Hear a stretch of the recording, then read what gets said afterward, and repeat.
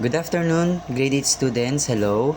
So, dahil hindi pa rin po ganun ka-safe lumabas ngayon dahil sa volcanic smog, tayo po ay distance learning ulit, no? So, I have decided to create a video lesson para mapanood ninyo at hindi naman masayang yung araw or yung oras na kayo ay nasa bahay, no? So, ang topic natin na susunod after ng factoring is about simplifying rational expressions. Makinig po na mabuti dahil bago po itong topic.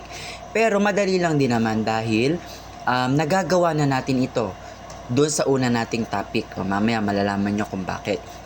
Define muna natin what is a rational expression. So based sa definition, rational expression is a ratio of two polynomials. When we say ratio, so dyan kinuha yung word na rational, no? Ratio, yan no, ratio. So pag sinabi nating ratio, it can be expressed as a fraction. So yung may numerator at may denominator. Now, so sabi rin dito, if f is a rational expression, then f can be written as p over q, where p and q are polynomials and q must not be equal to 0. So this symbol is read as not equal to. So hindi daw siya pwedeng maging 0. So ang ibig sabihin lang ng buong definition na yan, imbes na simple numbers yung nasa numerator at denominators natin, gagawin na natin siyang mga polynomials. O again, pag sinabi natin polynomials, pwede itong maging monomial, 1 term, binomial, 2 terms, trinomial, 3 terms. Okay? So ito yung may mga x and may mga exponents, may mga variables. So yun. Imbis na mga numbers yung nasa taas at baba, gagawin na natin siyang mga polynomials or algebra na siya. So sabi rin dito, q must not be equal to 0. So kung mapansin niyo yung q, yun yung denominator. So in other words, sa isang fraction kasi grade 8, bawal maging 0 ang ating denominator. Kasi once na denominator mo ay 0, that will become, pakinote ito ha kasi mahalaga po itong concept na to, undefined. Okay, so tatandaan yon. If q is equal to 0, that is equal to undefined. Kaya sinabi rito, may condition tayo na yung q or yung denominator ay bawal maging 0. So kuha na tayo ng mga examples. So unahin muna natin yung mga simple fraction lang para magkaroon tayo ng konting recall. So, number 1. So, try nating i-simplify ang 5 over 10. Ayan, medyo nawawala pala sa yung pagsusulat ko. So, kunin natin yung 5 over 10. So, fraction yan, di ba? Hindi pa yung rational expression ha. Review pa lang natin to. So, para ma-simplify natin or ma-lowest term natin ang 5 over 10, we have to think of one number that is divisible in both 5 and 10. No, ano kaya yung number na yon? Ito, medyo madali lang. That number is number 5, correct? So, gagawin mo dyan, you will just divide 5 by another 5 and 10 by 5. Take note lang ha, isang number lang po ang pwedeng gamitin. Hindi pwedeng i-divide mo to sa 5, i-divide mo to sa 2 kasi pwede rin naman to i-divide sa 2, di ba? So, bawal po yon. Dapat single number lang ang pwede mong gamitin. So, pag ginawa natin yan, masisimplify na natin or malo-lowest term na 5 divided by 5, that will give us 1. And 10 divided by 5, that is 2. And that is now the final answer. Okay, madali lang, di ba? Let's now proceed to example number 2.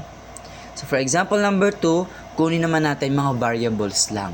Now, then later, after ng variables, pagsamahin na natin. May number na may variable pa. So, let's have this as example. A raised to 4 b squared over a squared b cubed. O, ayan. Ano kaya ang gagawin dyan? So, kung mapapansin nyo, ginagawa na natin ito doon sa first factoring natin, yung may GCF. No? So, para ma-divide yan, we just have to subtract their exponents and then we will write the answer kung nasaan yung mas malaking original exponent. So, I'm talking about, ito po. So, halimbawa, sa variables A natin. So, meron tayong 4 na exponent, tsaka 2 na exponent dito. 4 minus 2, that is 2. So, meaning, yung answer na sa A ay may squared or may exponent na 2. Saan natin ilalagay? Sa numerator o sa denominator? We will place the answer on the numerator kasi originally, mas mataas yung a raised to 4 na nasa numerator kaysa sa a squared na nasa denominator. Okay? So, ginagawa na natin yan dati. So, the answer here is a squared.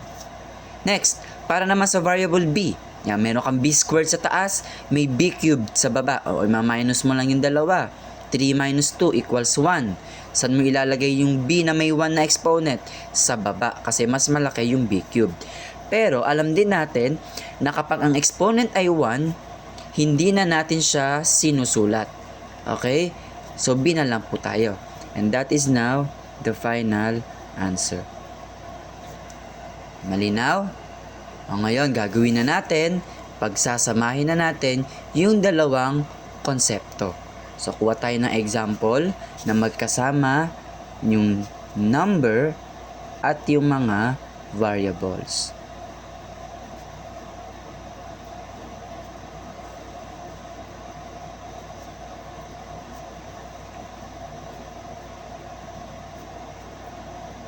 Okay, ayan.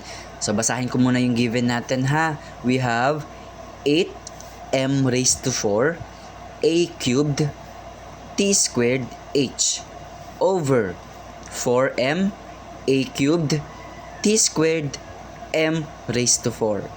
Ano kaya ang magiging answer dyan pag sinimplify natin? Isa-isahin natin. Para hindi kayo malito guys, gagawin nyo lang po is step by step. Meaning, huwag kayo mag-i-skip ng kahit na anong mga letters or mga numbers. Isa-isahin ninyo, no? So, punta muna tayo dito sa dalawa, 8 tsaka 4. 8 over 4. Ano kaya yung number na pwede nating ma-divide sa 8 tsaka sa 4? That number is 4.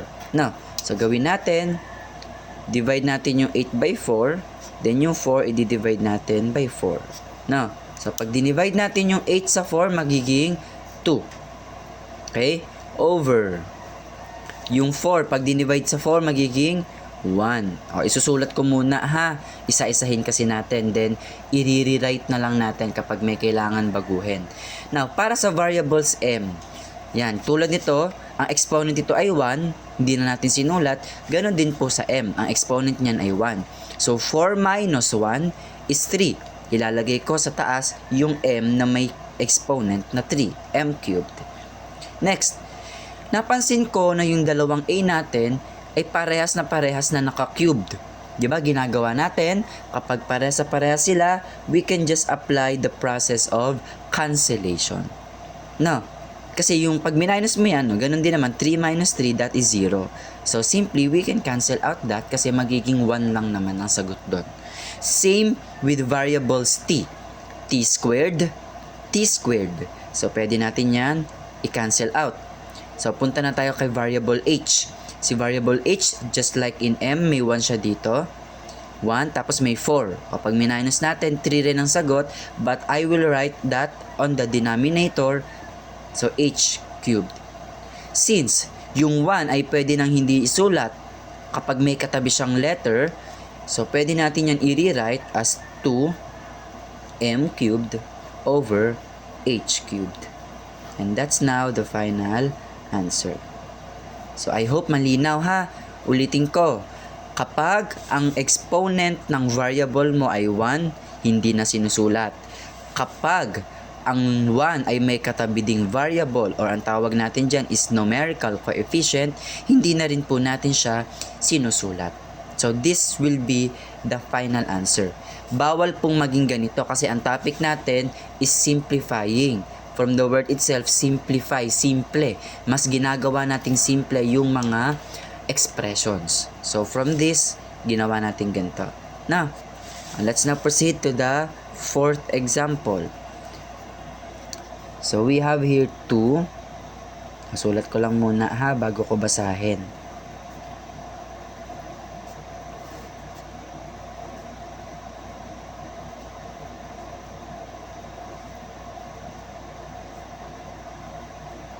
Okay, so the given expression for number 4 is 2s raised to 5. Basahin ko isa-isa para marunong kayo magbasa ng expressions. Again, 2s raised to 5 a squared f e cubed over 3 s squared a raised to 4 f cubed e cubed.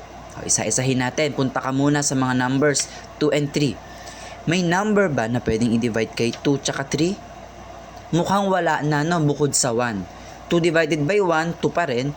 3 divided by 1, 1 pa rin. So kapag ganyan ang case, wala ka nang pwedeng i-divide sa dalawang nasa taas at nasa baba, you just have to copy the given. So 2 pa rin sa taas, 3 pa rin sa baba. Clear?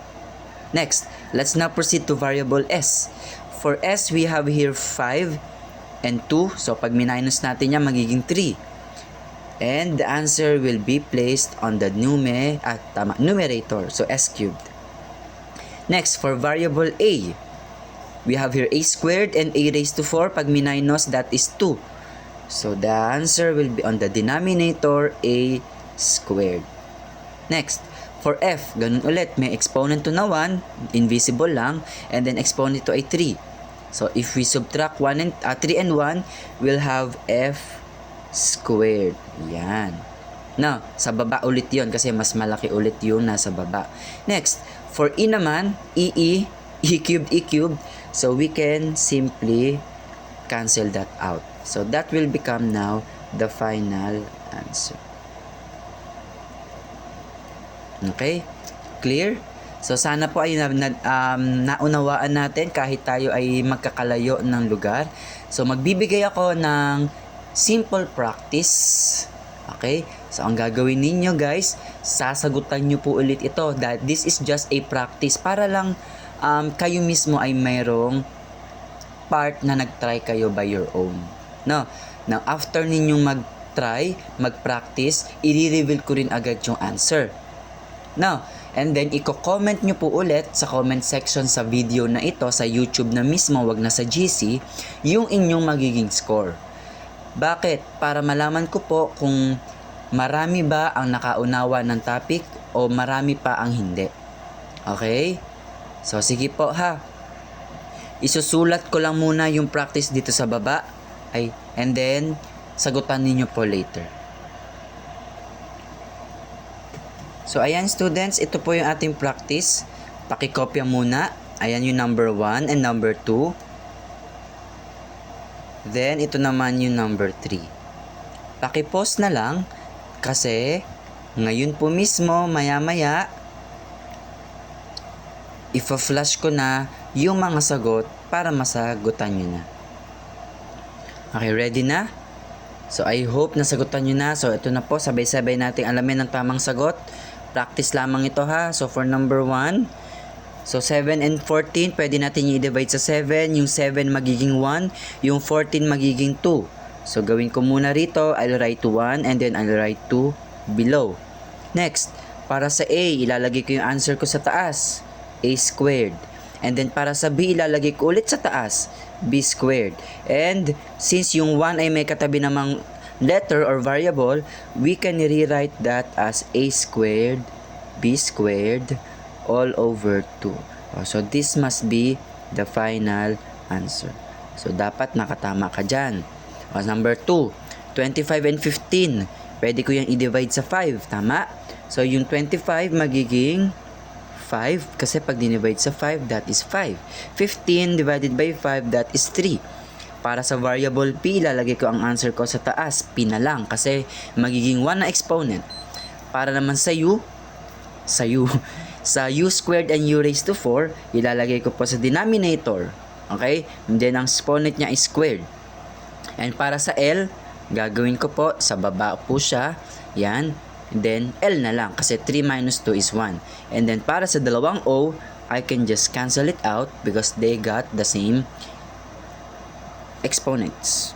And that's now the final answer. Next, for number 3, last number. So, for 10 and 6, I can divide that by 2. So, meaning, the numerator will now become 10 divided by 2 is 5. 6 divided by 2 is 3. Next, for C, we have C squared. Nasa taas ulit, no? Then for A, pag minus ko yung 10 and 6, we have A raised to 4. And then for variable T, may 7 sa baba, may isa sa taas. So, t raised to 6. And that is now the final answer. Okay? So, I hope naka-perfect ka para sa ating practice na ito. Ayan po yung mga sagot natin. I-rotate ko lang saglit. So, ayan po yung mga answers natin ha. So, pakichekan na po by your own. Okay, bye-bye!